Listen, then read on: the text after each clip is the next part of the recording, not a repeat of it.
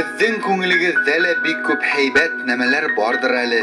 Уларҙы бөтә яҡшы кешеләргә һөйләп биргегеҙ ҙә килә торғандыр. Минең күңелемдә лә бар. Ул ваҡытта һуғыш ине әле. Атайым фронтта, әсәйем колхозда эшләй ине. Бер көн әсәйем алыҫ ҡалаға китте. Әсәйем ҡайтмай ҙа ҡайтмай.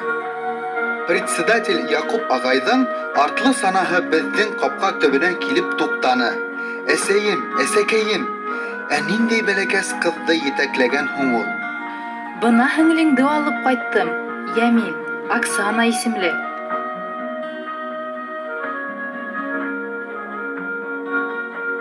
Минең дә һеңлем булды.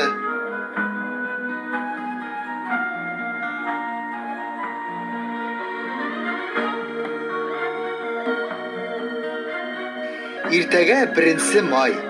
Сәй эскәс, беҙ өсөбөҙ ҙә баҡсаға сыҡтык. Әсәйем үҙе тимер көрәк алды. Оксана менән миңә бәләкәс тимер тырманы тотторҙо. Байрам килә, беҙҙең урамға ҙур еңеү байрамы килә. Әйҙәгеҙ, балалар, хәҙер алмағастарҙы ултырта башлайыҡ. Был алмағастар фашисты еңгән йылды ултыртылды туғандар, тип әйтерһегеҙ.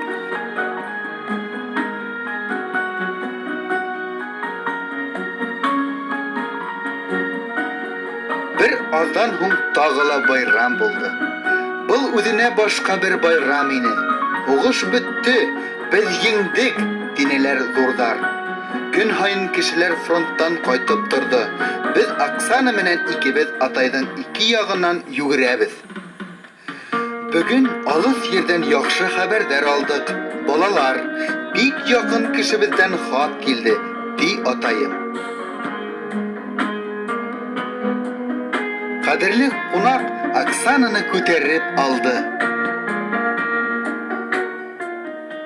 Мостай Кәримдең «Беҙҙең өйҙөң йәме» повесы керһеҙ күңелле бәләкәс малай кисерештәре аша туғанлык, дуҫлык, тормошто һөйөү төшөнсәләрен еткерә. Повесты уҡып үҫмер балаларҙа ватансылык хисен үҫтереү, халыҡ-ара дуҫлыҡты тәрбиәләү, атай-әсәйҙәрҙең, әбей-бабайҙарҙың балаларҙы тәрбиәләү алымдарын, күрше хаҡын һаҡлауҙың матур миҫалдарын күреп була.